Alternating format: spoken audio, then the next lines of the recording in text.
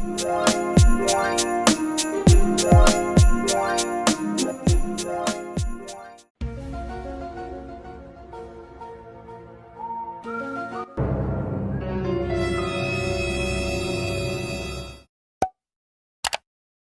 guys, it's Billy and welcome back to the Spill Sesh Sunday special. Oh my gosh, guys, what a week. I mean, seriously, what a week. From Alyssa Violet to the Jeffree Star stuff yesterday to, guys, I don't know, everyone's having problems. Anyways, we are going to be talking about a whole bunch of stuff and let's just dive right on into it.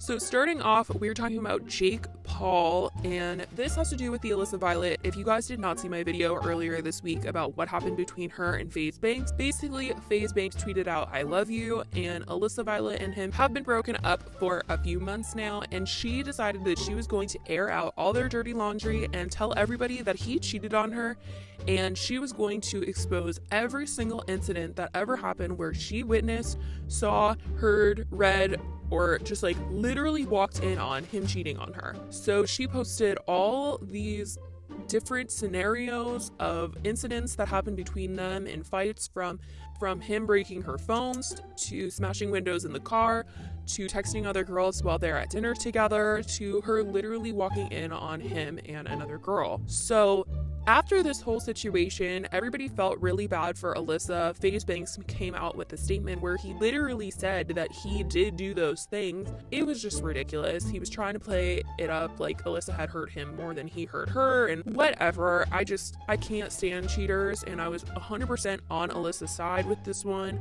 I mean, how could you not be? She's been cheated on before by Jake Paul, and now she's getting cheated on again by FaZe Banks after he literally was trying to be like, Jake Paul is trash for the way he treated you, and he goes and does the same thing. I don't understand, guys. Anyways, after this entire thing went down, the very next day, Jake Paul tweets, "What I never got to say, ... these days, December 13th, and posts a photo of him and Alyssa Violet about to kiss. And it is an old photo of them from Team 10 days, but guys, he's coming out with a song about Alyssa Violet. I don't know if it is a diss track for FaZe Banks with him and Alyssa or what. I don't know if that fight on Twitter was staged. I don't know if all three of them are in on it. I don't know what this is about, but this group of people with their clout and everything, they are so weird with everything. I can't tell what is real, what is fake, who to feel bad for, who is making me feel like a fool. I mean, I don't know. Like, was she lying? Was her fight with FaZe strategic? Was FaZe in on it? Jake Paul is just out here taking advantage of an opportunity. I just don't get it, guys. I really, I do not understand it. But anyways, we are moving on along to Colleen Ballinger, and she's also Miranda Singh. She's been receiving a lot of backlash for being Miranda, doing her Miranda bit. And she says, like, on Twitter, she has been misspelling words for the entirety of Miranda having a Twitter account, and she feels like making jokes in this day and age just automatically gets her canceled. No matter what she does, she can't do it right. And Miranda used to be this character that said really not okay things in order to make other people realize, hey, like, I shouldn't be saying that because that sounds really bad. And now she feels like she can't make those jokes, and it's harder and harder to come up with content for the channel. But since we're on the topic of Colleen, she went to Joey Graceffa and his boyfriend's Christmas party. And if you guys don't know what a white elephant party is, it's basically when you draw a number from a hat. So everybody, let's say there's 15 people at the party, everybody draws a number, and it's going to be the order in which you pick gifts. So everybody at the party brings a gift, and in the order of the number that you picked, you're going to decide which gift you want to pick. And the person that goes after you has the opportunity to steal the gift that you just got. And basically at this white elephant party, Colleen tweeted this photo of JoJo Siwa, her, Nikita Dragon, and Jacqueline Hill. And the caption was, at Joey Graceffa and Mr. Prita's Christmas party, right before Nikita and I got into a huge fight in the rain and she threw my sunglasses over a fence. Now, a lot of people were just saying that this was super immature and ridiculous. I guess Nikita really wanted to use sunglasses. I think she just like took the joke way too far, and I don't understand. She had to throw the glasses over the fence. So like neither one of them could have it. That's just ridiculous. Anyways, I know there's like a video of Colleen explaining the situation on Instagram, so I'll show you guys that. What happened, Colleen? Okay, Nikita won the sunglasses. It was my turn to steal. I wanted to steal them from Nikita, and she ran like a quarter of a mile away and threw them over a fence into bushes, and no one can find them. Anyways, I think that whole thing is just crazy. Next, we're going to be talking about YouTube Rewind, because we all know that YouTube Rewind came out this week, and I feel as though YouTube trolled us so hard. They were basically so bitter from the last time when it became the most disliked video on YouTube. This one, they were just like, well, if you want to hate on our video, we're just going to give you something that you liked. So we're just going to show you top 10 lists of all the videos and best creators and most liked videos. So YouTube Rewind was not very creative at all. It used to be like YouTubers recreating popular moments, like big videos like the Ice Bucket Challenge and big music videos like Jenna Marbles was Miley Cyrus from Wrecking Ball. They all recreated stuff that was popular on the internet, and it was so fun. And in the more recent years, it's been about how many big people can we get in the video. And last year when they were just talking and they were trying to be relevant, it was so cringe that it was like,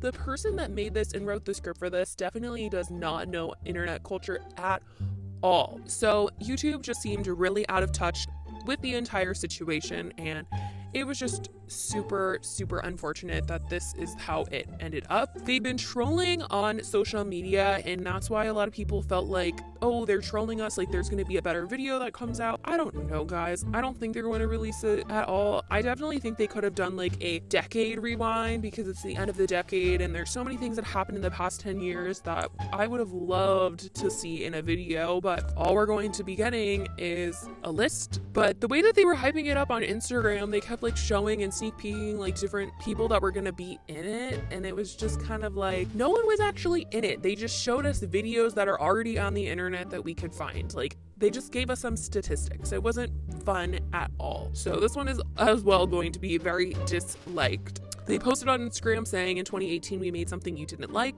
so in 2019 let's see what you did like. And then they said, cause you're so much better at this than we are. So shady, so shady. Anyways guys, let me know if you enjoyed the YouTube Rewind this year, if you liked it better than last year, and what you would want to see in it if you could actually give someone ideas for YouTube Rewind. And finally guys, we are talking about Haley Pham. If you guys are not aware, I have talked about Haley Pham in a couple of Sunday specials because a lot of drama has surrounded her and her entire channel. She basically has become super unrelatable, and that was like her whole content when she got really famous, that her content was relatable. Once she went to Greece and she made a video talking about the horrible experience that she had there and she had in Italy, people felt like she was expressing her privilege and she had changed for the worst, where she was only doing stuff for content and was no longer making the videos that were enjoyable to watch or enjoyable for her. So if you guys didn't watch the last Sunday special, Haley Pham actually came out with her own company, and she had been teasing that she was this businesswoman now and she was going to start being, you know, the CEO. She was going to have a different look. She was more professional now, all of this stuff. She like didn't really say what the company was up until like 4 days before launch, and it ended up being a clothing line that included one sweatshirt, one pair of sweatpants, socks, and scrunchies. And people were not feeling it at all, saying it looked like pajamas. She got a lot of hate for it, and it was really sad, really unfortunate, but a lot of people just said this is basically like a merch line. I don't know what you try to do here, but no one is going to look flattering in that, in those colors. The balloonness, it looked like a clown costume, which it sucks. She came out with a video this week and she addressed it all. She got really emotional about it. She knew she had to come out and address everything in a video titled "Something Needs to Change." She broke down, got very emotional, and it was a video that needed to be made. I'm glad that she's realizing it right now, that she has changed, and she says she's changed for the worst. She's not like how she used to be. She's not being herself. And she opened up about the fact that her parents are divorced, and she felt the need that she needed to provide for her mom.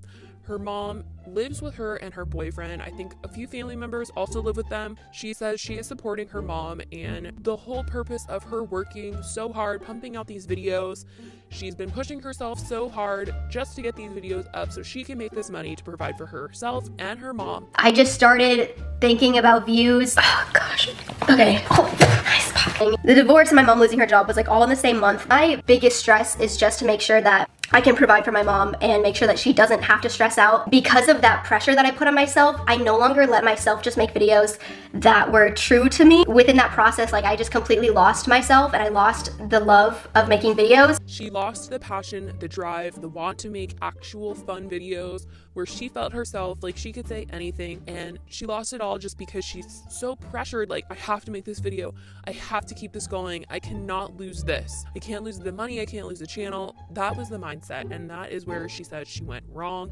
She lost who she was and she stopped being herself on camera. It just became a job and not a passion, anything that she was trying to do for fun, and that's why her videos weren't as fun. So I really do think that Haley has the ability to change. The want is there, and I know she talked about it more on her vlog channel about posting the video that she had won, and then she decided she was just going to be super raw and vulnerable in the video because she needed to. The comments were super positive of people saying that, you know, they're happy that she's realizing that she needs to change and that they, you know, understand what happened. And I think that she just got so lost in the money aspect of it and put so much pressure on herself that she needed to keep up the success that she lost the fun side of doing what she actually started out loving. So that's super understandable. She was working on burnout and that never ends well. So I hope that Haley can take all of this criticism and just turn it around, make it the best. And yeah,